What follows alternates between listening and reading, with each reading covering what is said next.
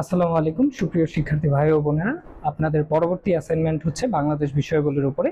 আজকে আমরা বাংলাদেশ বিষয়গুলির পরবর্তী নির্দেশনাগুলো জানবো। হ্যাঁ, অ্যাসাইনমেন্ট বাংলাদেশ বিষয়গুলির নির্দেশনা।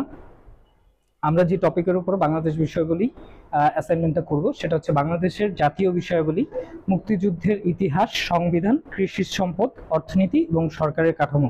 এই টপিকগুলোর উপরে যেই যতগুলো এমসিকিউ করা যায় আপনারা করবেন। এখানে নির্দেশনা দেওয়া আছে। রেফারেন্স বই হিসেবে আপনারা যেই বই থেকে আপনারা রিসার্চ করবেন এবং যে বই থেকে হচ্ছে আপনারা এমসিকিউ গুলো লিখবেন সেটা হচ্ছে বাংলাদেশের ইতিহাস ও বিশ্ব সভ্যতা নবম এবং দশম শ্রেণীর মূল বই থেকে।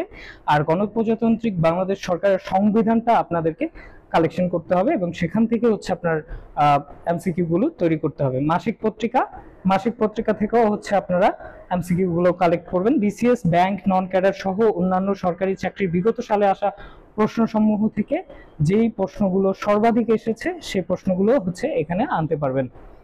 তারপরে হচ্ছে কার্যক্রম। বাংলাদেশের সংবিধান হচ্ছে 50টা, তার মানে হচ্ছে সংবিধান থেকে আপনারা 50টা এমসিকিউ করবেন। 50টা এক লাইনের মধ্যেও করতে পারেন অথবা 4টা অপশন দিয়েও করতে পারেন, তবে সুবিধা হয় 4টা অপশন। তবে এই ক্ষেত্রে ধরা বাঁধা নেই যে আপনাকে 50টার মধ্যেই থাকতে হবে, আপনারা 50-এর অধিক এমসিকিউ তৈরি করতে পারবেন। যত এমসিকিউ করবেন ততটাই আপনার নোট হিসেবে থাকবে।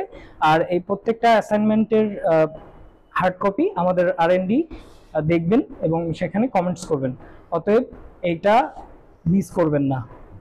তারপর হচ্ছে 5টি অধ্যায় থেকে প্রতিটি অধ্যায় হতে 50টা, মানে হচ্ছে টোটাল 250টা এমসিকিউ অথবা জ্ঞানমূলক তথ্য। তার মানে হচ্ছে টোটাল আপনাকে এমসিকিউ করতে হবে 300-300-র মধ্যে 50টা হচ্ছে সংবিধান থেকে এবং বাকি 5টা অধ্যায় থেকে হচ্ছে আপনার 250 এমসিকিউ করতে হবে।